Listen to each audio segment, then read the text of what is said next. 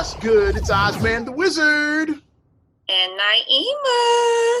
And this is not another damn podcast. Presented by our damn selves. 198. Yeah. Yes. And I got to start it off like this. Out on bail, fresh out of jail, Oz and Ema dreaming. Jail right now, yeah. Yes. If y'all listen to last week's episode, you know that the podcast page was in Facebook jail, but now we out on bail, fresh out of jail. Which I still was like, what was that? Like, what the hell was that? Like, I still don't understand what happened. I have a theory I don't want to say right here because we just got out of jail. Yeah. Theory. I told you off the... You told me the theory. Yeah. But messing with you, see, Naima's never been in trouble, and messing with Oz, Naima got put in jail. I said a couple of weeks ago, which is what I think that somebody heard that didn't like what we said.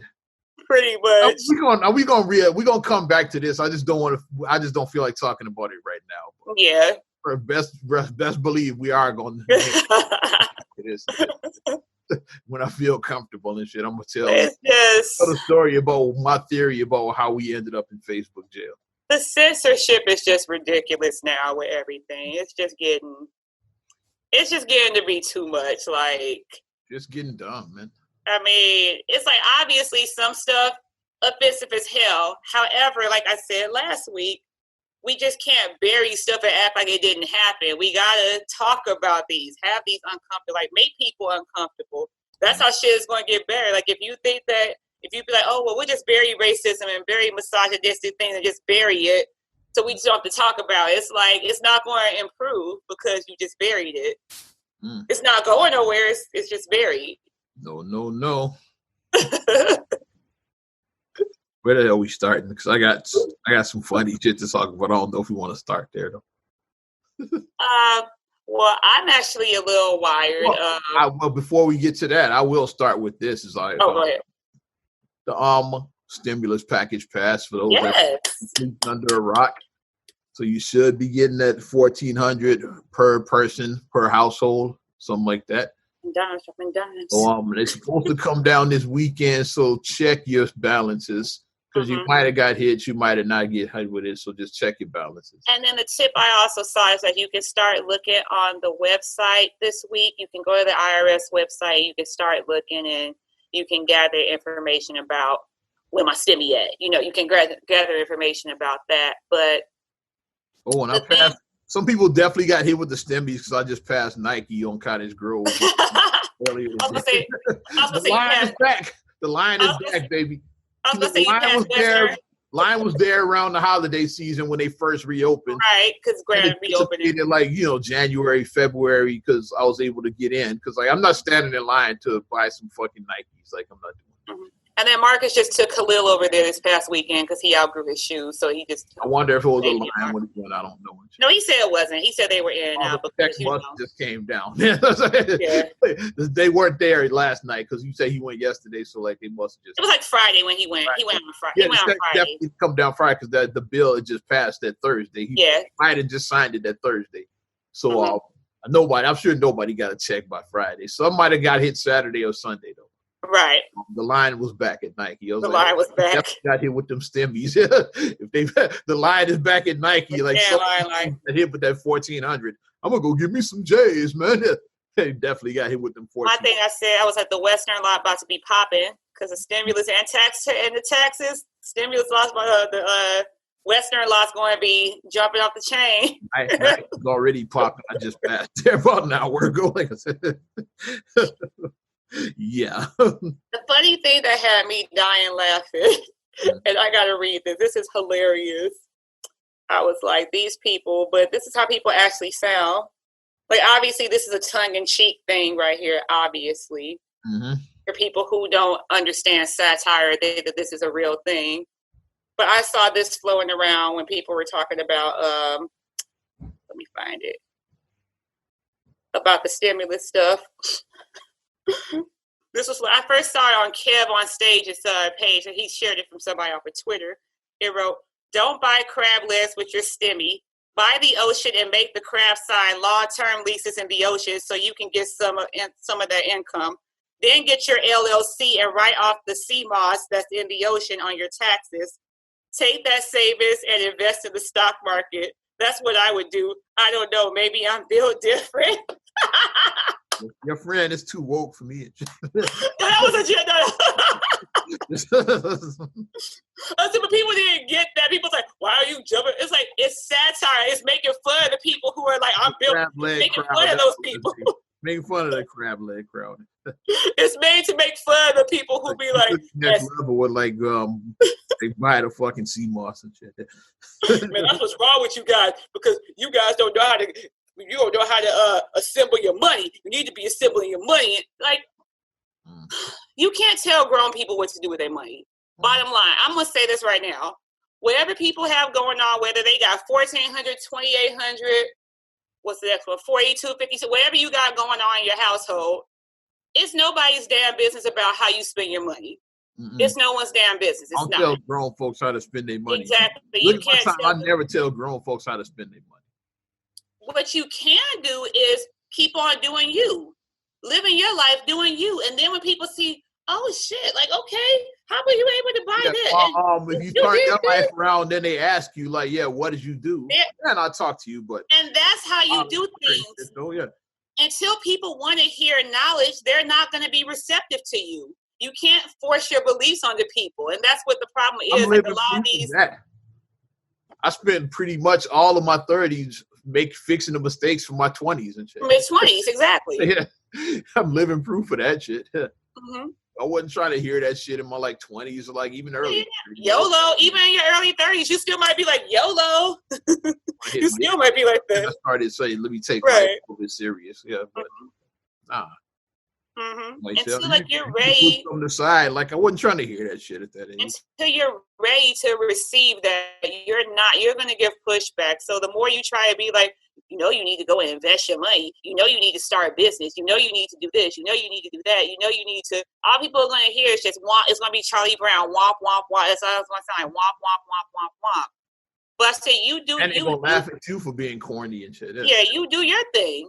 Then when people see you ascending and getting shit and living that good life, and then they come to you, then be like, oh, well, this is what I do. This is like everybody's like, if this is what you want to do, then this is what you do. But I mean, my way of thinking may not be your way of thinking. That's fine. Mm-hmm. And I also stress this. Results are not always guaranteed. Like, always be honest with that. Be transparent that because something worked for me, it may not work for you. Something worked for you, it may not work for me. It may not. You can just say like what you did, like, hey, I did this and I did that. But let's stop with the shaming people because somebody wanted to buy crab legs or somebody wanted to buy Jordans or somebody wanted to buy an anaconda, whatever, I'm just thinking like just whatever. No, I'm hit up Western and get one of them cards. Get one of them. I'm just laughing because Western is very seedy. I just laugh because Western is very seedy to buy. I mean, consider yourself lucky. About Western, we went there and this guy, like, he was shook the fucking sunroof and it fell apart. You see my face. Yeah. If you could, oh my gosh, I wish Instagram was a thing back then. I wish that social media was out back then like that, because that was an Instagrammable, that was a live Instagram moment where I would have filmed that. To mention the time we went over to Western, we saw the ghost of Bernie Mac. I'm not going to even talk about that right now. That's a whole nother story for a whole nother time. I'm coming. No, but I said the reason why we just left at Western because like if you got a car for Western and it wasn't seedy and everything worked out, consider yourself lucky because Western is a crapshoot. That's why I just laugh at Western. But if you want to spend your money on that, then it's your business. You can spend your money on whatever you want to, but do you. What makes you happy? Do what you need to do with your money. All right.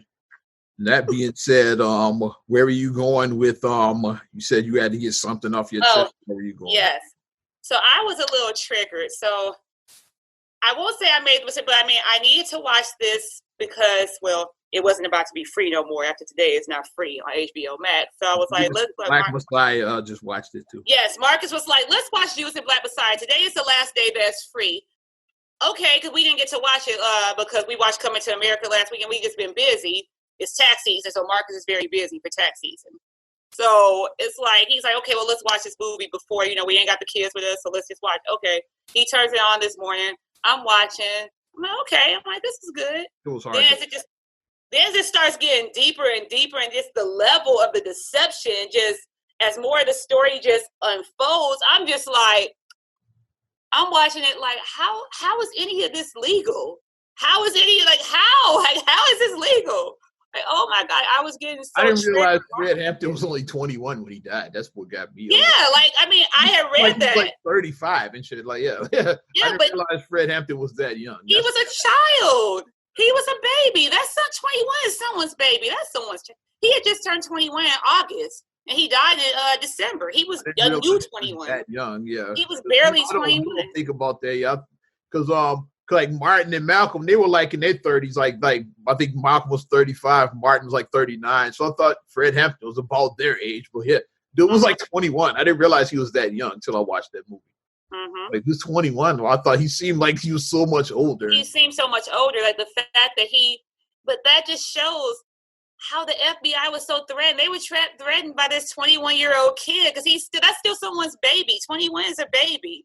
They were threatened by this 21-year-old kid. They were so shook. He had them so shook that they had to take him out because they were like, oh, he's too powerful. He's too much. We got to take him out. And just watching how they just set up everything. The Black Panthers, they had to take out the whole organization. And just watching, it was a hard watch. Like, I mean, I had read about him being murdered in his sleep. I did read that. And I made the mistake, I said, like, years ago, like, I looked up and I actually saw the photos from it, like his, of the crime scene, like, they took the pictures, and you obviously could tell that he was obviously asleep. So why did you blast him? He obviously wasn't a threat. Like, how is me sleeping in my bed a threat to you? Like, you just murdered somebody. Like, if someone is sleeping in their bed, you murdered them. Shout out Daniel Kaluuya as Fred Hampton, Lakeith Stanfield, played Will O'Neill. Like, they great cast. Yeah, great. They are. Oh my gosh! Like, I think that both of them have incredible range, and they're both tremendous actors. And I feel like those two are going to be the next ones up. As far as like, already there. Like, Get Out put him and Black Panther. So he's already there. Lakeith Stanfield, he's the one that really caught my attention with this movie. He's an excellent actor. Lakeith he has very good range. He's an excellent actor. Like, have you seen Sorry to Bother You? I liked him in that. I liked him in what's the one I just watched? The Photograph with Issa Rae. I like that movie. Lakeith he has like a really good range. Like, he's just not a one-dimensional actor. And Marcus. Shout out to the homie Lil Rel. Lil Rel, because I forgot that he was in it. It's like, you saw his name at the beginning and you forgot about it. And then when they just showed him, I was like, oh shit, that's right, he is in this. Because I forgot that he was in it for a second. That brother didn't come a long way. Like I said, I've told my Lil Rel stories. I remember the beginning of his career when he was like begging to do impressions, like Akon impressions on Tone and Shag show like 15 years ago. Like, to go from that to like where he is now, like, I'm definitely proud of that. Just at the Oscars. I remember him like, hey man, I'm funny, man. I do impressions. Let me get on your show. I was there when that shit happened. I remember Rel, like, yeah. But he is funny. He is. Yeah. And like, we gave him a shot. It was okay, and I was like, yeah, this dude is funny. Especially he did a convict. Like, he sounded like. Yeah. When I was like, while I was pointing out, I was like, I said, I wonder if Lakeith and Daniel first met on the set of Get Out. I said, because they were both in Get Out. And Marcus was like, and Lil Rel was there too. I said, oh shit, all three of them was there together.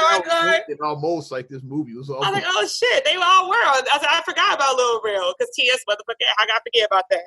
I forget about it. Fucking that, But it's a really good movie, but it is, like I said, it's not free. I mean, if you still want to pay, it's worth the pay. If you do want to pay for it, it is worth it. It's a hard watch. If you're willing to go, like, it's airing in select theaters. If you want to buy a ticket and support, like, go see it. Like, if you don't want to, if you don't want to order it streaming, it's airing in select theaters. Like, go support, get you a ticket, go check it out. It is airing. It's Showtime. It is available in certain theaters around. And Ryan Coogler, I think, produced it, and LeBron James company, because I saw Bron at the beginning. I was like, oh, shit, I didn't know LeBron had a hand in this. Okay, nice. Like, I see what Bron is doing. I like what Bron's doing with that.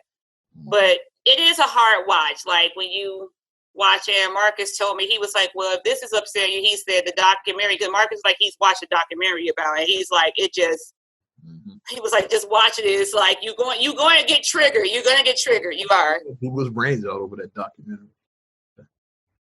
He couldn't take it after that. Oh, Marcus said what happened. He said he walked down the highway. What he did, he walked on the highway. So whatever it was, he couldn't take it after that. Yeah, he walked out, and the documentary was a wrap. He's like, yeah, okay, yeah. After you realize what he did and shit, he's like, okay. Yeah, because like, look what you did. Like you set him up to be murdered, and just the propaganda against what the Black Panther was perceived. Because even as a child, like when you first hear the word Black Panther, you think, just really militant and just really, like they have like a negative connotation that the media feeds you about it. But then when you actually start doing your own research, it's like these brothers were like doing free lunch programs, free breakfast programs for the kids. I read somewhere about women, infant, and children being like, that was a Black Panther thing. Like they like started that, the WIC program, basically. Stuff like that. So it's like when you actually start looking at what was being done in the communities and like them uplifting, it's like you gotta like look and do your own research, because media has you late as shit talking about this, but yeah, fuck it. So what? No, we late as hell talking about this movie. Oh. Fuck it. Oh, yeah. We just watched it. The people probably watched it and say, y'all late as hell. Like people that watched it like a month ago. Well, it was Oz and I are both busy people, and then Coming to America came out, so I was like, "Oh, let me watch that." I didn't get a chance to watch it. That's all. And then I was like, "Oh shit!" I was like, "Oh shit!" I watched it like 2 or 3 weeks ago. I just didn't though. Right, and then this literally was the last day for it to be free on HBO Max. So okay, let's take advantage of it. Yeah, to watch it. Yeah, so we just address that for people that are saying we late and shit, because some of y'all probably watching hey. out and shit. Hey. Y'all late as hell. Man. Better late than never. So, I mean, we watched it, and very, very good movie. Very hard watch, but definitely something that needs to be addressed, because, like we say, this is our history. This is American history that tries to get changed up a little bit. This is the history that needs to be taught in the schools. But yeah. Glad you did watch it too, because I was like, I wonder if Oz watched this. I was like, I think that Oz probably watched this. That's something I mentioned. I meant to watch it a couple weeks ago, but yeah, me too. Because I was like, but I forgot. Hindsight now, I'm glad we didn't watch it during Black History Month, because sometimes when you watch movies, I wish we would have watched it when everybody was talking about it. Though, yeah. We watched it during Black History Month. It wouldn't sound late. Yeah, I wish we would have talked when everybody was talking about, man, like you need to watch that. I wish we would have texted when all my people were telling me that. Yeah, man. It's like, yeah, man, I shouldn't have watched. I don't need to be around no white people after watching it. It's like, like weeks ago when everybody was saying that. I wish I would have watched it then, but it's better late than never. But good movie. Where we going, kid? Don't want to wait on what I'm talking about. You know what I want to talk. Well, sad news, I guess, in the couples world, if you want to. Before we get to that, I had another sad story. Yeah, thanks. Rest in peace to the legendary Marvin Hagler, Marvelous Marvin Hagler. Mm-hmm. Former boxing champion, died 66 years old. Oh my God. Got that story. What happened? I'm still trying to find out how he died, but I saw that last night. Yeah, Saturday night, Marvin Hagler died. He's like one of the greatest, maybe the greatest fight I've ever seen was Hagler and Hearns, him and Tommy Hearns.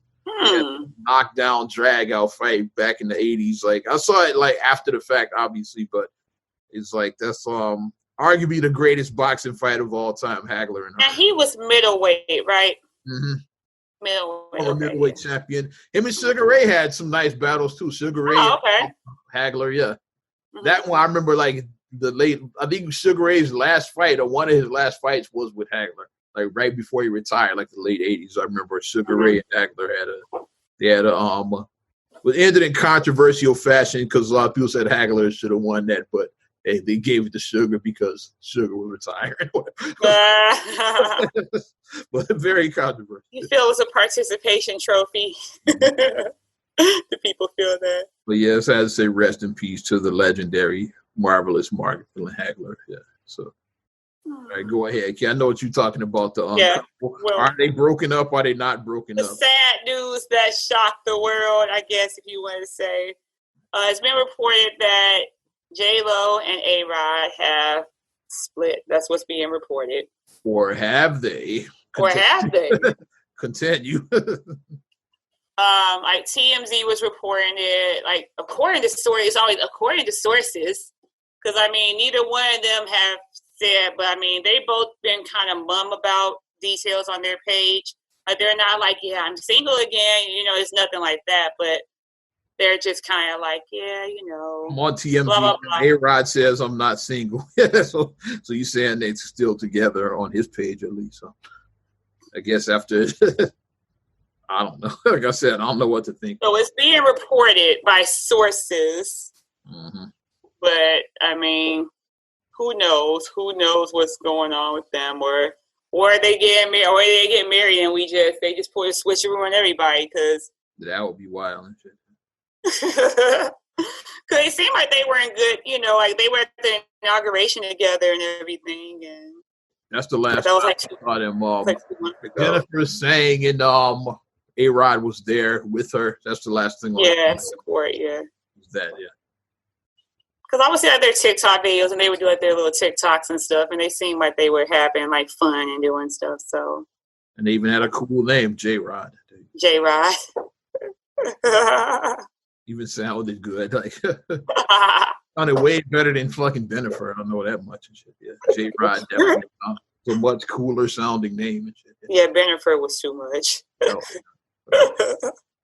The name and the couple was terrible. But I mean, like, if they, we'll see. It's quarantine still. People are still adjusting with being with your mate. Like I said, like if you have to be with your mate most of the hours out the day and you really don't know your mate like that, and you're with your mate like 18 hours out the day, 20 hours out. A lot of couples in. It's like, like, yeah, like I really. People in like will be the funniest shit. Because Puff, he's just he's recently single. So. Oh God. He and Jennifer reunion? No. Yeah. Take that. Bad boy. I hope not. Mm-hmm. But where she was with he was dating Lori Harvey allegedly last year. Remember that? Now she done came up. Booed up with Michael B. Jordan. Actually broke up years ago and shit. Yeah. So Puff's, as far as I know, Puff's out there single. So.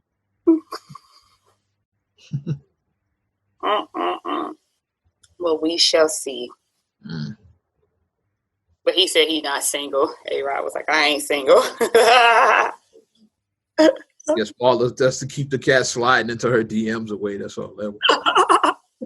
You know what that means. So the first thing you do, like we said, it's the new era now. So if somebody says, yes, I'm single, the DMs, Dad, I'm so sorry to hear about your breakup. But I'm here. But like any man that doesn't want to treat you right as a fool, because if you was mine. Hashtag if you was mine. If you was mine. Oh my gosh. The if you was mine crowd is hilarious. They all kinds of ridiculous. Hilarious. Whatever you do, guys, like stop sliding to girls' DMs and saying if you was mine. That's very weak when guys do that. It is. Do a couple of quick hot takes before I get to like what I want to for the fun stuff. You heard about The Weeknd, since it is Grammy weekend. You heard about him saying that he's on his Grammy boycott right now. Oh, really? His album After Hours, no nominations. Last year that album dominated. With Blinding Lights and all that. Like that album was huge. So for him, the guy not getting nominations. And for Christ's sake, he did the Super Bowl. So yeah. So I mean, you couldn't escape that Blinding Lights record. It was everywhere. That we know that it was everywhere. Because that's a song that's like a cycling song. Like you can like cycle to that. It's like a cycling. So for him to not be nominated, it is very questionable for that album to get no nominations. A song you literally couldn't escape and shit last year. Like, I'm like, yeah, this sounds sketchy. So Weeknd says that from this day forward, I'm not submitting my music to the Grammys no more. And the Recording Academy, they've responded saying that they're be taking a harder look at how to improve our awards process, including the nomination review committee. So take that for whatever it means and shit.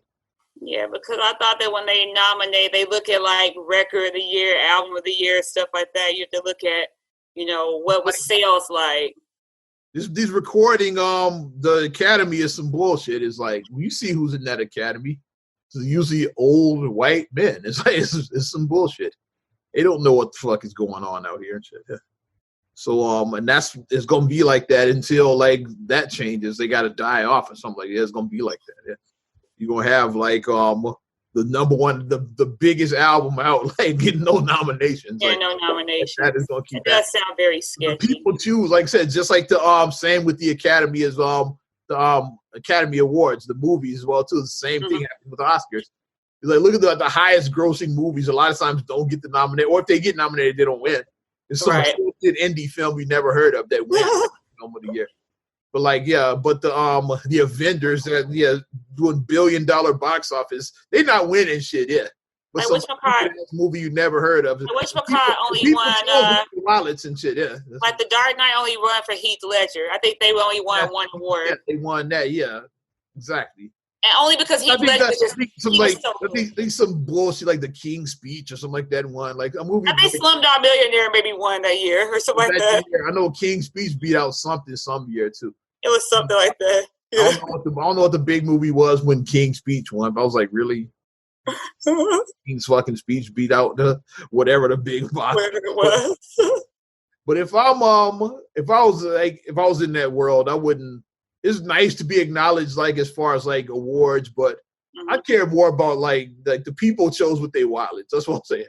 That's what I would care more about. I was like, look at my numbers, yeah. So fuck your Academy and shit. Like the people pay, they bought a ticket or they bought my album.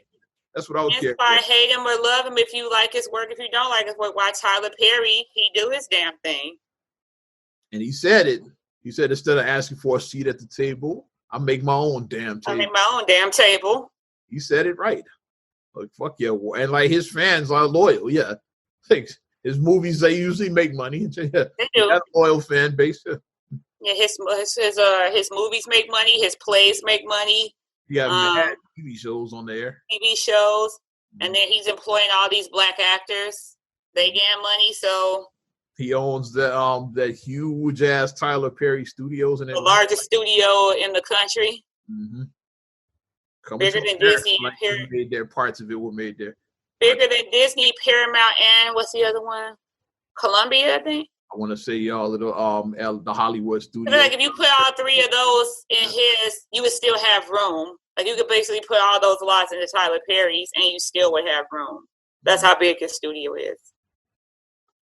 But yeah, I wouldn't worry if I was Weeknd. Like you doing your numbers. Yeah, the fans the fans made their decision. Fuck the Academy. Like the fans fuck with me, so I don't care about the Academy. Y'all can shove that award. Yeah, come on, that song was everywhere. It was like wasn't it like on an Apple commercial or something? Like it was like everywhere. Couldn't escape that Blinding Lights record. It was huge, man.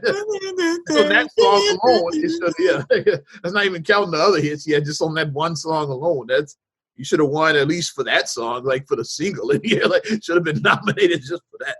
But that's the song when he was running around the maze at the Super Bowl, and it was making everybody dizzy when he was running in the maze. The way he was like running with the camera is like the way it was. The funniest Grammy moment to me that when they basically shit on the Academy was when Drake won for his Scorpion album. And then went up there and said, like, I don't give a shit about this. Like, I care the people. Like, y'all, like, what? Y'all chose with your wallets. Like, he basically shit on the Grammy after he won the Grammy. That was pretty hilarious. Drake went up there. Aubrey. Aubrey did that. About this, yeah. Hey, y'all already like chose with your wallets. Yeah, that's what matters. Yeah, and it is right. Yeah, like y'all already won. Y'all chose with your wallet, so I don't care about these. Because they some bullshit at the end of the day. Keep doing your weekend. Yeah. You got anything else before I get to this hilarious bullshit I want to talk about? No, let's go to the hilariousness. All right, a little Facebook fun, unintentional Facebook fun, straight from your page via Terrence Williams. Like, we posted this a couple of years ago, but we still gonna have fun with it. I guess it was a memory of his from 2019, but it's still hilarious. Like, it's basically talking about good times, yes. Yeah. Mike Love got in on this. Like, everybody had some fun with this bullshit. It's like how especially our people, black people, we love us some good times, but we do. We really it was a syndication our whole, because like good times, like for people who don't know, it went off in 79. I wasn't born, you were very young, so it's like we didn't know it in its original run. Yeah, our brother Kareem remembers new episodes. Yeah, because he's old. Can't say we don't remember new episodes of Good Times. We don't. We remember it being in, like, you know, after school. Like you said, we would come home after school. Syndication in the 80s, then it kind of went away. And then in the 90s, it came back to, like, WCIU, and it's been on ever since, pretty much. Right, we'd be watching it. Dynamite! And JJ would be, you know, JJ and... Maybe around, like, the late 90s, this show was rediscovered. Like, say, hey, let's put Good Times back on. I remember Marcus said that he would come home from school and like they'd be talking about, like, it was like a new show. Like he said at school, they'd be like, yeah, did you see when so-and-so did? You know, they'd be talking about, like, it was off the air for like a decade. Like let's say like the mid 80s up until the mid 90s. It probably wasn't aired anywhere. Something like that. Marcus said they would be talking about it in school, like, yeah, and man, what you think about what's it, Fishbowl, like fake this death like that. Fishbowl. You go Penny's mama burning her with the iron. Penny's mama, no, mama, no. Let's think about with JJ Squad that bought a car together. It was some good clap, Ned the Wino, when they cleaned him up. Yeah, they cleaned up. I mean, it was some good iconic episodes, but we go all day talking about iconic Good Times episodes. What was Daddy and shit? Yeah, it was in the hospital and Miss Parker was his nurse. Well, the one who said that the guy stole the egg from her stocking, her egg. Well, when Lona made head buyer, that happened multiple times. That happened more than once. So that happened multiple times. Oh, I got you. You removed the deaf kid when he fell down the elevator shaft. She really didn't, but it's still fun. She really did, but I mean, it's just funny to say. Everybody remember that's one of those Mandela effects there. Like, I think he actually fell down the elevator shaft because we all remember that, but he didn't really fall. He didn't fall, right? We're like, did he fall? Like, no, he didn't fall. That's Mandela right there. Like, I think the kid did fall in another universe. Because I know way too many people that remember that kid falling down the elevator shaft. So I think it happened. We just got Mandela, didn't you? He fell down the elevator shaft. And James got fired from the car wash every other week. He got fired. And then he would like always got arrested and shit for stealing. He thought he was doing because he wanted the art supplies. They thought he robbed the store and shit. It was the liquor store. And they bought the person. But when Michael joined the Barbed Wire Boys, aka the Junior Warlords or whatever, well, I do give at least Junior Warlords does sound like a real gang. It does. That actually does sound like a gang. But those actors, man, the actors were terrible. Yeah, they were terrible. Like actors, it's like, yeah, what's wrong, Evans? You don't want to be with us anymore? You don't want to be down with us, Evans? You one of us? You one of us forever? Like, come on. Worst gang ever. You graduated salutatory in class. Shut your ass up. Evans, you ain't down with us no more. Looking like Anthony Anderson, Tay Diggs. That's what it reminded me of. Exactly. Or remember the commercial? I Harvard and Cambridge. What's my motivation? Like, it sound like them dudes. What's my motivation? Or when Braxton played a gangster in Original Gangster, remind me of that shit. You see my face in Braxton. You lost me at Braxton. But it was some good episodes and good character. Oh, Linne the Looter. Linne. Yeah. Linne. Where he had like he opened up his coat and he had like, you know, the chains and the watches and yeah, what was Linne? But it was some good iconic. Oh, Debbie Allen's being the heroin addict. The heroin whenever she was on Smack, yeah. Yeah. When Keith slapped Thelma, he was drinking vodka and shit. And then her brothers did nothing. They just stood there and stared. I was like, well, like, what kind of brothers are y'all? Like, let me get slapped. That wouldn't happen. But if it did, it wouldn't. That would be a whole different result. If something happened, you know, like that wouldn't be the end result. You guys just wouldn't look and be like, you know. I'm gonna read Terrence Williams' thread. It's like it's a comedic thread, which is very hilarious. Debunking the myth, a thread exposing the truth by one of America's favorite 70s TV's moms, Florida Evans, which me and you have talked about this for years. For years we talked about this. And then he reposted somebody. I'm not gonna even try to pronounce this dude's name and shit. A Maroon Alchemist. It's not too hard. It's okay. Yeah. Okay. It was just. It looked long as shit, but yeah, let's go. Yeah. To celebrate the 45th anniversary of Good Times, I thought it was finally time to expose the matriarch of the show, Florida Evans, for being a terrible mother, wife, and woman she was. The videos, GIF, and descriptions below highlight an example of her terrible behavior. It's a comedy thread, by the way, for those of y'all that because he did post this as well too. To preface, this thread is made to purely in jest and just for fun. No admit to offend or disrespect the actress Esther Rose. So keep the fake outrage to yourself, please. Yeah, because people. Yeah. It's always fun. It's like I know people. People love us some Good Times. It's like yeah. So in fighting words, you like criticize Good Times, but we about to criticize Good Times. Damn it. How dare you talk about? I didn't say Esther Rose. I said Florida Evans. It's a difference. Mm-hmm. Okay, let's start here.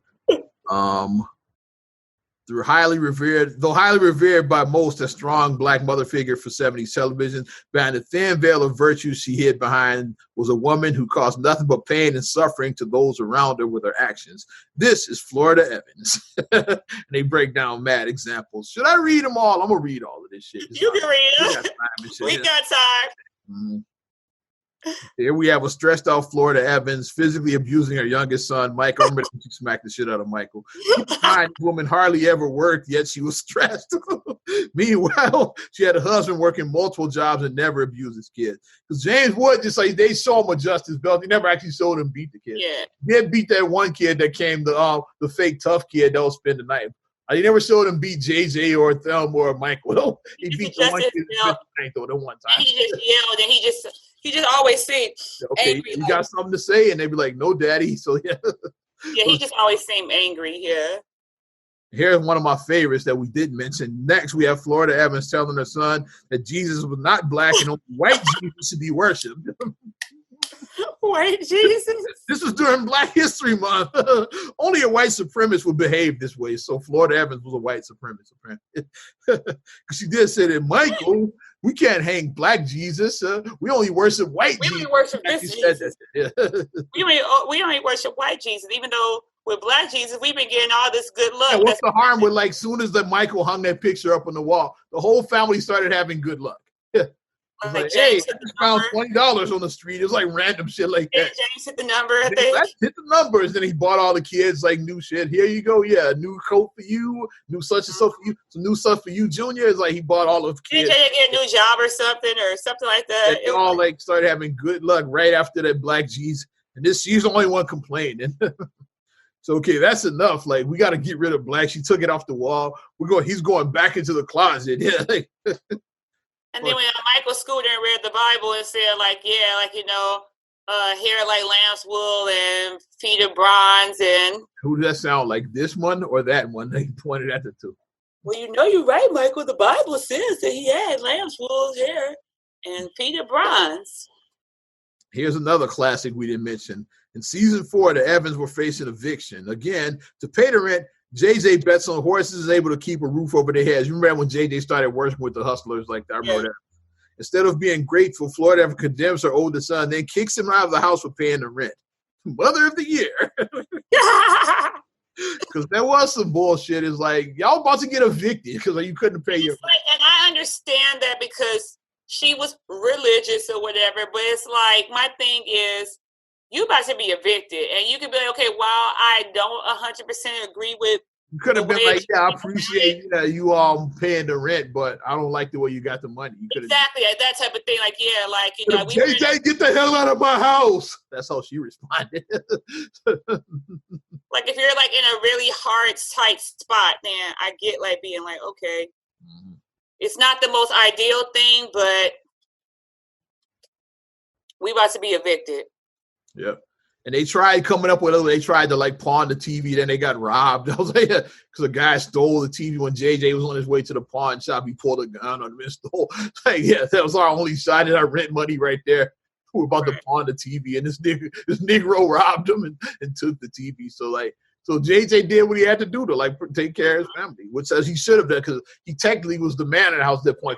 If it died, so like, yes, man in the house. That's what you do. So yeah, you do what you got to do to like take care of your people and shit. Yeah. It's like, here's one of our favorites. Right? Florida has offered $5,000 to start a commercial promoting a health tonic. She only refused to endorse it because she had to say that she drank the tonic every day, though she didn't. They got me telling lies, James. Yeah, I ain't been drinking this stuff because in the script it said, yeah, I drink this stuff 3 times a day. Like, she's like, I don't drink this stuff at all. They got me telling lies. It's like, it's called acting. And then, like, they tried to blame Michael getting drunk on it, but clearly on the bottle it said "keep out of reach of children." That's your fault. That's not the company's fault. Exactly. That's your fault if your kid drank it and got drunk and shit. Yeah. It had alcohol. The product did contain alcohol. Yeah, it contains like 15% alcohol. Keep out of reach of children. It was written on the bottle. Right. So that's not their fault. That's your fault. Michael got sauced because Michael was like, ooh, he was sauced. That's letting them drink this shit. Yeah, because they clearly said it's not for children. It's for adults. Keep out of reach of children. That's on you. You can't put that on them and shit. Yeah. Yeah, I wouldn't want to like appeal to a company that's going to have children like this. That's putting kids on Skid Row. I can't support a company. She turned down the $5,000. Children, keep out of reach of children. It's written on the bottle, so that's your fault. That's not the company's fault that Michael got drunk. That's you for being a shitty. You turned down $5,000, and then like I said, and then that was like the contract, and it could have opened up opportunity for more stuff. That was just the on TV. It's like, yeah, somebody else might see it and they like you. It's like, okay, we want to hire you for our commercial. They might watch it. That's all. Like, you see like a lot of the same people on commercials all the time. You could have got an opportunity. It's like, yeah, we want you to be you could have been in a McDonald's commercial, like something big. The Pine Sol lady. She was in movies after that. Like, she got movies after being in Pine Sol. Yep. Next up, here's one that we didn't talk about, but I get why Florida didn't want to do this, but still, there's another opportunity she squandered. James is offered $100 a day to tour with Reverend Sam. Oh, yeah. Stage fake miracles with his congregation. Though morally wrong, would have gotten him out of the projects for good. Another opportunity gone. Another morning of oatmeal instead of cream of wheat. Let's move on from that one. Chickens, eggs. Yeah, they ate that for dinner. Eggs was their dinner. That was good eating for them, Future Chicken. Next, we have the famous fumbling of the bag. This is one of the best ones here. She's offered a lucrative job to work in Alaska, but being the selfish woman she is, Florida has forced James to turn down the job, continue working menial jobs for crumbs, all because she didn't want to be alone. Well, they gonna pay like $500 a week. $500 a week, like this is '70s money. In the '70s, that would have been really good money in the '70s. 25 years ago, or something like that. Like, that would have been really good money in the '70s. That would have been. So James, because like I think because when the show started, James, all he had was his menial jobs because he only had a 6th grade education. He had to drop out of 6th grade to like support his family. That's the story. Because I know his father had left. They showed his father, Henry Evans, years later, how he got out on his family. So James became man in the house really young. Yeah, right. 6th grade, he had to he had to leave school. He had to get a job to like support his family. And then he does like get his apprenticeship. He goes back to school. He's like, he becomes an apprentice. So now he can get a decent job, but there wasn't no good jobs in town. So like, his union found him a good job in Alaska though. And he said he's only going to be gone a year. You stack this paper, come back, make a better life for your family. Yeah. This broad, though, no, James, I don't want a better life. I want to live with you. Like she said that on the episode, yeah. I like living in the projects where the elevator doesn't work. You got to walk up 17 flights of stairs. And the oven doesn't work. The projects were supposed to be Cabrini, even though they never actually said that. But you can tell the way the buildings looked and like, and even the opening, the exterior shots in the opening was Cabrini. Yeah. And then even like the background, you can see like when they show outside, it looked like the buildings was identical to the red buildings in Cabrini. They just didn't call it that, but Good Time was supposed to be set in Cabrini for those that don't know yet. Yeah, if you're not. They just didn't. They never actually said the words Cabrini Green on the show, but that's the projects they were supposed to have been in. Mm-hmm. Here's my favorite of all time right here. Probably the dumbest thing Florida Evans has ever done was she forced James to turn in the $27,000 in cash that he found on the street in season 2. Who turns in money they found on the street? Who? This woman didn't do nice things. Yeah. And I'm going to break that one down. I'm gonna say even now, $27,000 is a nice amount of money even today. That's still a nice. James did the right thing. Is like because he did turn in a 27, but he kept 2 to himself. It was really 29 that he found. So he only kept 2,000. He could have kept the whole 29. So James tried to do the right thing, but this broad even complained about him keeping the $2,000 to himself and shit. Yeah. That was a finder's fee because usually a finder's fee. Yeah, because they gave him some bullshit like a gift coupon.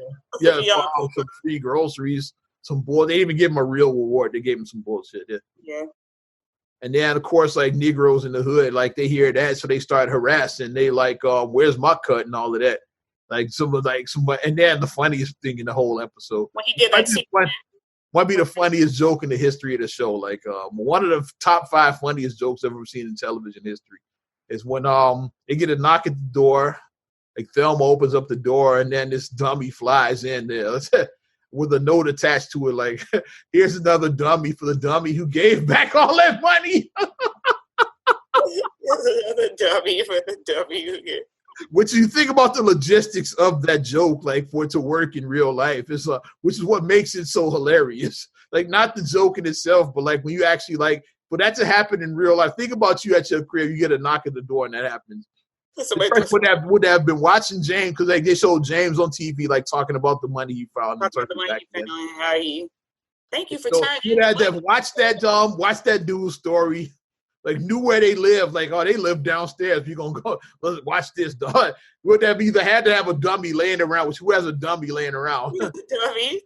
And they would I know you didn't go buy one. To me, they would have to have made the dummy and shit, or something like that. They would have to have made the shit that time. And then write the note, attach it to it, knock on the door, like hide, like go back so they can't see you, wait for them to open, throw it in, and then run and shit. And you don't even get a payoff because, like, we, the audience, saw the payoff. So you would have just, like, had to been laughing. Like, you don't even get to hear the joke and shit because you ran away. So all of that, and you don't even get the payoff until, like to hear them read the joke. And, like you don't even get the payoff on this shit. So that's what made the joke so hysterical. My thing, why did you give away, like, it was $29,000 that he found on the street. Mm-hmm. It was no name on it. Mm-hmm. Because like the person that robbed the store, that was the and then here's what probably happened. They probably robbed the store and then stashed the money for like their partner to come back later. That's what I'm thinking. But James found the money before like the second robber got there. Because like the first one you stash in case you get caught. It's like I ain't got no. I ain't got nothing. And your partner who wasn't at the scene, they can't identify him. He comes in quietly, picks it up. So yeah, that's how I'm assuming that's how the scam went. Like the first one robbed it, and then stashed it somewhere in an alley or wherever. It's like until like his partner came to pick it up later, in case he got caught. He was like, "I ain't got no money. You got the wrong guy. Like I ain't got no money." Mm-hmm. I wasn't there. I was at home with my family. Mm-hmm. And then you search it, and search his house. There's no money there. It's like so you can't hold him. It's like I ain't got no money. So his partner was supposed to come pick it up later, but James found it before him. And James could have kept it. Like I said, there was no note. There was no name on it or nothing. There's no name on it. And then what you do is, this is the 70s. So $29,000 was an insane amount of money in the 70s. It's a nice chunk of change now. Like if somebody gave you $29,000, That's a nice chunk of change. A lot of people, a lot of people that work full time that don't make $29,000. Don't make $29,000 a year. They don't. So yeah, it's still even now, like some. It's a nice piece of change to get. For some people now, even. It's a nice piece of change to get, but it's like for them, like that's like rich. Like they would have been rich. So what you do is you just move your family in the middle of the night. We ain't taking none of this shit. We just disappear. We fall off the face. We just fall off the grid. We would just fall off the grid. Mm-hmm. Like don't even go back home. Like you just go back and be like, yeah, let's just move out. Let's go into a hotel for the night. We're gonna go and stay in a hotel, and then we're gonna figure out our next move. Facts. And you just leave and you just disappear. Sorry, Willona. You talk too much anyway. Sorry, Willona. Yeah, you gonna get us caught because you run your damn mouth too much. Yeah, and they found this money, girl, because they're like, you know, $29,000. Like her big mouth ass and shit. Because obviously, it's like if you find $29,000, somebody's gonna be looking for that money. Mm-hmm. So you don't need to say like, yeah, I found money over here, and you bring your mouth. Exactly, because like money doesn't just come out of nowhere. You know that it was put there. Like me, I'm paranoid. Like if I just was walking down the street and found a sack full of like with $100,000, I'm probably not gonna touch it. I'm gonna think it's a setup. Either I'm gonna think it's like the police put it there to entrapment or something. Like I'm paranoid about shit like that. I'm probably not gonna touch that money and shit.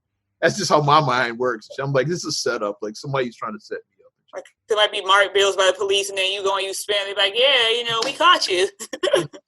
You call me what? I wouldn't turn it in. I probably would just keep walking. That's me. Like, I'm not touching that shit. It smells like a shit. That shit stinks to me. Because nobody gets something for nothing. So like, bag of money is sitting there like, nah, I think somebody's trying to set me up and shit. Yeah, they knew that money was from a robbery. They knew that. So James should have just took that money and just left and just disappeared with his family. Mm-hmm. Like we saw in Con Comes to Harlem when Fred got that money, Fred got the hell out of Dodge. Another 70s classic, yeah. Fred, I forgot what his name was. Because that's a great movie there. Like Fred got the hell out of Dodge. That was like back, okay, we tired of being oppressed in America. We going back home to Africa. So they raising money. It's like, but instead he's a hustler. He ain't really. He said he's building a ship to like. We came over here in a slave ship. We going back home in style. I got this cruise ship on build here, but not building shit. He's really just hustling people. He's just stealing money. And then he stages like to cut his partners out. He stages the shit to like where's Rob has some white dudes like shoot up the rally and shit. Yeah. Like they ran off with the money. Then him and the white dude would divide it up later and shit. I guess. Yeah. It didn't work out that way. Because the bail got lost when the police coughing there at Deke O'Malley. We going down the rabbit hole now. Because they were there, like, because they didn't trust Deke O'Malley. Deke O'Malley. Keeping an eye on him. It's like this dude seems shady. And people looked at y'all pigs. He's like, yeah, like he's a black man trying to do some black good. Man down. He's like, nah, he's shady. So they would keep. I don't trust him. So when the white dude showed up and shot the rally up, like it started a police chase with Coffin Ed and Deke O'Malley. Right. And during all the chaos, the bail gets lost with the money. Bail flies off the track. Like that was symbolic. It's like because like we're gonna put the money in the bale of cotton because like we pick cotton here, so that's why. Now bail gets lost, and then Red Fox finds it on the street.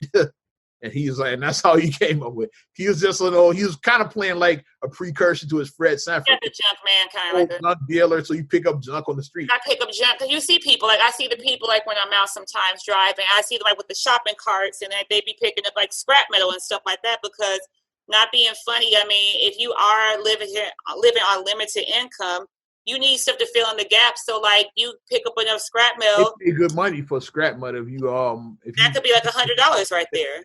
Pick up Mm-hmm. So Red Fox finds it, and then eventually he sells it to another junk dealer. Then he keeps hearing people asking about a bale of cotton, so he goes back and buys the shit back later that same day, and then just disappears and shit. After, you don't see him to the very end. It for what, like 20, and then he came back and bought it for 30. Like 30 or something like that. Yeah, I think that's what it was.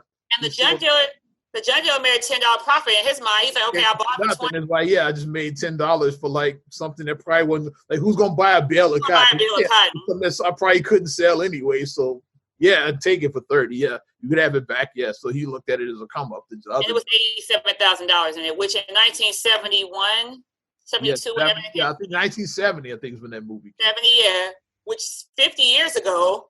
50 over 50 years probably ago. was like about like $1 million in today's economy. Like $87,000. Like $1 million like 50 years ago. It's people who don't make $87,000 now a year. So hence why you got stimulus check. Because if you make less than 75,000, you get a stimulus check. Exactly. Yeah. But so a lot of people don't make $87,000 a year. So just saying. Yeah, fuck Florida for like making James give back the 9, but even the 2,000 that he kept for himself and shit. He's like, he knew how his wife was and shit, so he did turn in the 27. But he said, "I'm gonna keep my 10%." He's like, yeah, hey, it was really 29,000. I kept a little bit for myself though. Yeah. Mm-hmm. And then this broad, like, yeah, she shamed him into giving it back. Did he give it to the pastor or something? Didn't they give it to like a pastor? No, they didn't give it to he ended up giving it back. The pastor came over trying to get his cut of the fucking reward, but it wasn't a reward. And then they offered the pastor. The pastor said, "It's not my decision. It's yours to make." That's what it was. Because like, he was going to give it to the pastor, but he said, "It's not my decision. Yeah, that's up between you and God. You got to decide." And then Florida shamed him, and he ended up giving the 2,000 back. But I got one more. You guys are no hot water, no lights. One more example before we break down. I have another theory. Cousin Raymond, who played by Calvin Lockhart, who was Deke O'Malley. We just talked about. It all ties together. We ain't doing this. He played Florida's Cousin Raymond. He came into town, offered to Florida and her family a condo overlooking Lakeview Drive, which I'm sure they meant Lakeshore Drive, but they these Hollywood writers don't see it. Like Lakeview, what the hell is Lakeview? They meant Lakeshore Drive, yeah. Lakeshore Drive. As you can expect, this is another opportunity squandered by Florida because Raymond played the horses. So yeah, like, you gamble for a living, Raymond. Like, Raymond was like, but I win. I don't lose. Like, I win. If I can afford to buy you a condo and like pay like the note on it for like a whole year or something like that. You paid the shit up for like a year. It's the whole section of people who just sports bets who make hella money. Because that's a business now. Like, why do you think DraftKings and like all that stuff are a thing now? But they may look and say, yeah, last year I made $200,000 just gambling. And let's be real. You remember you saw Casino and shit. What's the name? Sam Rothstein, which was Robert De Niro's character. That's what he did. He's a professional gambler. That's why the mob sent him out to Vegas to run the casino. They sent their guy out there because that's what he did. He was a gambler, and he always won them money. He won them more money like through gambling than they did through their crimes and shit. Yeah. So like that's why they fucked with it. It's okay. We're gonna send our guy out there to like take care of things in Vegas. The guy on Jeopardy that was one of the Jeopardy champs that was from this area, from Chicagoland area. He's a professional gambler. James, I forgot his last name, but he's a professional gambler. That's what he does. He's like, I gamble. Thing now, look at all these poker shows you see on TV. That's what a lot of people. That's what their job is. Like your Phil Ivies and your Daniel Negreanos and those guys. Like professional card players and shit. That's what they do. Jennifer Tilly, she does that. She don't even act no more. Yeah, she just plays. She's a professional poker player. Yeah. That's their job. They play poker for a living and shit. Which I'm not good at poker. I will be transparent. I'm not good at poker. Those are some of the legends I just named there. You're good at poker. You are. You're good at poker. I'm not. Ivy, they call it Tiger Woods of poker. He's like this black dude that's just cold. He's cold. He just like he don't crack his mind at all. He just like whole time. He's stone faced the whole time. Like he's just cold with it. Like that's who I want to be like him and shit. Like, my poker face sucks. Sucks. That dude. I'll be like. See like all of it. These people that made millions and shit from poker, like those. Poker. Yeah. But gamble responsibly. That's what I just say. If you do it, gamble responsibly. Mm-hmm. The Florida Evans never supported him, always negative, no matter what dreams James had for himself and his family. She had to come along and crush them with her pessimism. Florida Evans is why James was always stressed out. I'm not gonna even talk about the stuff when she moved away with Carl, because this is I want to just talk about the money stuff because that's why I'm gonna take a detour now and have a theory about how James Evans didn't really die on Good Times. I believe he faked his death. And have my evidence I'm gonna present right now about how James Evans die on Good Times. Did James Evans die on Good Times, or did he? Dum, dum. We get our launch. Let's think about it. I'm presenting right now. Is that the evidence? So when he leaves the show, he's in Mississippi because he got a new job in Mississippi. Once again, trying to make a better family. Huh? That was the start of season 4, right? I think. Season 4, yeah. Yeah, episode 1, season 4, yeah. Mm-hmm. And they got a new job, trying to start it. And Florida somehow went along with this, I guess. Yeah, for a change, she actually went along with this one, yeah.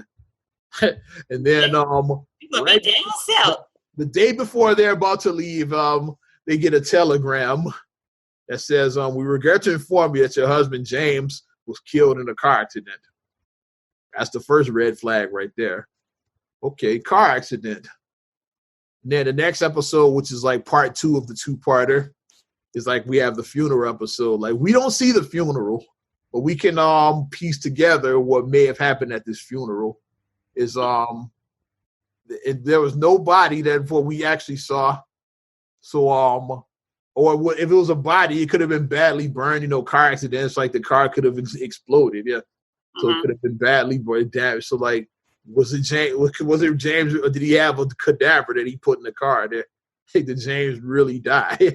So the body they had, and like I said, they didn't have DNA testing back then, so so they couldn't prove that it was fishbone thing. Like fishbone. They actually did on a whole nother episode when they thought Fishbone had died when he really did. So it happened in that universe where they had the wrong guy, they buried the wrong guy. Another one, like poor folks, like James could have been cremated. Like that's another one because like cremations are cheaper than because you got to actually get a plot. Those ain't cheap and all of that. Like buying graves aren't cheap and shit. Like, if I'm trying to remember the episode, I don't remember them saying that Dad looked at peace, or I don't think I remember. And on future episodes, we never saw the family go visit his grave. So James could have been cremated. We never saw them visit his grave, not once on that show. So that's a possibility. So if that's the thing, then James might have not even really died. He faked his death, and then he had a cadaver, and that he put in there as a fake body, a cadaver that they actually either buried or cremated. Cremated, right? And then James himself, and then here's more evidence, which is some funny shit right here, because for those that don't know, Good Times was a spinoff of Maude. Maude, yes. Spinoff of All in the Family. All in the Family and Maude were both based out of New York. Good Times was when they shifted to Chicago. So the James Evans returned to his old hometown in New York, and then like he had life insurance scam too. He like took out a policy on with the policy on the life insurance for James Evans. Was paid to by a fake name. I'm gonna tell the fake name in a minute. He had an alter ego, an alias is what I'm saying. And then he took that money. The alias, let's say it right now, that he came up with was Cleo McDowell. He takes that money and starts his own restaurant in New York and starts another family. He always had visions of being an entrepreneur, but Florida just was so pessimistic that, James, we can't do that. He fakes his death. The life insurance goes to the beneficiary is Mr. Cleo McDowell. He returns to New York without his family, leaves them in Chicago, and then starts his own business and starts his whole new family, which has 2 daughters, which are Lisa and Patrice. Yeah, so Cleo McDowell and James Evans are the same guy. They're the same universe. And then he even came up even more because Lisa marries a prince. So James won twice. Like first for like getting away from Florida. Then when his daughter marries Akeem, now he's like now he really came up. And as we saw, like now McDowell's is franchising like over in Zamunda, they around the world. They're worldwide. So he did the right thing by faking his death from Florida. That's my theory, that James Evans and Cleo McDowell are one and the same. So this is that's the connection because it never explained how the Evans ended up from New York to Chicago, but like just go with it. It never explained that on how Florida was Maude's maid in New York. Maid, right? Yeah, because she was Maude's maid, right? Yeah. Maude's maid in New York. When they gave her own show. Like I think the connection is because Eric Monti is one of the co-creators of Good Times. and he's based out of Chicago. He's the same guy that wrote Cooley High, who the character Preach was based on, Eric Monty. Based on him, right. The writer from Chicago that, like, he wanted to live out his dreams as being a writer, but, you know, in the hood, especially then, it's like, that writing shit, you corny and shit. Like, this boy's... When you want to get out the hood, you're going to have a wicked jump shot or be able to throw a ball. And that's what Preach said in the movie. He was like, just because I want to be something other than a ball player or a factory worker, like, y'all want to clown me, like, just because I got other things. Because that's all they had. Like, they either had hoop dreams or you worked in a factory. That's the only thing you could do back there, But he had other dreams. So then, in real life, Eric Monty, he hitchhiked out to L.A. and actually hustled his way onto the set of All in the Family to meet Norman Lear. Like, he was really in real life. He actually hustled his way on the set. Like, and then really did make it. Like, and then he had the fall later. But but Eric Monty, like, I think they did an unsung on him. Unsung Hollywood. They need to if they have. When you look at stuff like that. Eric Monty created The Jeffersons, Good Times, and What's Happening. Those 3 shows are like, so a big part of your childhood is because of Eric Monty. Because when he got on the All in the Family, one of the first ideas he pitched to Norman Lear. Now I'm telling a little history lesson here. Like, I must have seen his unsung because I know these stories. He must have had an unsung Hollywood. Yeah. When he got to Norman, he pitched him. He's like, Archie Bunker, big time racist. Like, what if he had black neighbors? Like, he pitched that idea. We need somebody to counter him, basically. Yeah. What if he had black neighbors? The biggest bigot, like, what if his neighbors were black? So he pitched these characters, George and Louise Jefferson. He pitched that. And it became so popular, they ended up getting their own show, The Jeffersons. Which is like the second longest black show, right? Yep. Right behind, I think Family Matters is the longest, I want to say. Family Matters ended up passing him, but I think Jeffersons is still the second longest black show in television history. They were on like 11 seasons. That's a lot of seasons.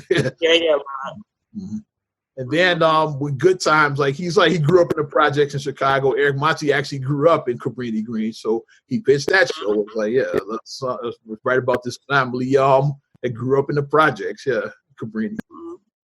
And then Cooley High. The real side of the projects, the real side of what actually happens in the hood. Then Cooley High, that's based, like, that's kind of biographical. He wrote that. That's his movie. And then they decided, Norman Lear decided he wanted to do a sitcom version of that, which was What's Happening. Right. Rod is basically the Preach character, like in sitcom form. Because Rod was a writer as well too. He wore the glasses, like just nosy little sister. Ooh, I'm telling Mama D. Mama was a maid that worked 2 jobs. Like, there was a lot of similarities with What's Happening and Cooley High. There's a lot of similarities. So. And they just flipped it this time. They put it in L.A. They put it on the West Coast this time. Switch it up a little bit, yeah. So that's that. So James, like I said, same character. Cleo McDowell and James Evans are the same. Actually, it's a good theory about James disappearing. My fan theory that James didn't really die. James didn't die. And then he left, and he's like, "Yeah, I'm out." And then also going off of it too, because like his father left him, so it runs in the family. Yeah, like his father walked out on his family, so James will do. So it would actually make sense that he left his family because he's a product of his father. So that would make sense. Coming to America, when he's talking to Akeem, when he's showing him his house, he talks about his whole life of being broke. Like, a whole family lived in a house not no bigger than his room, right? His living room or something. Like a whole year. Was that the Good Times apartment he was talking about? It's like their living room was tiny, and Michael and JJ had to sleep on a pull-out bed. 2-bedroom, what they had on there, because Florida and James had a room and Thelma had a room. So Michael and JJ, didn't even have a bedroom on there. They slept on a couch, the pull-out couch in the living room. Damn shame. A whole bunch of us slept in a room no bigger than this room. Apartment no bigger than this room right here. When he was telling his old broke stories, it sounded like Good Time stories. I'm just saying. So take that for what you want. But I think I'm done. I wrapped it up. I think I rest my case on those being the same characters. I think Oz did. Like, what do you guys think? Is James and Cleo, are they one and the same? The same person. It would make sense now. Mm-hmm. It would match, even like the ages of like his daughters, like, it would match up, that. Yeah. Yeah. Yeah. It would match up. It would.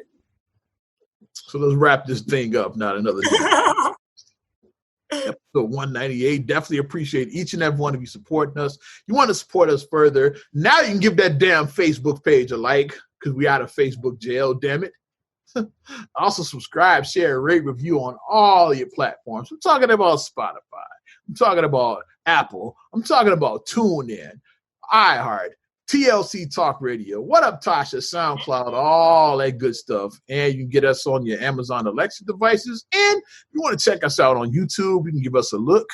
You can get us right for that here.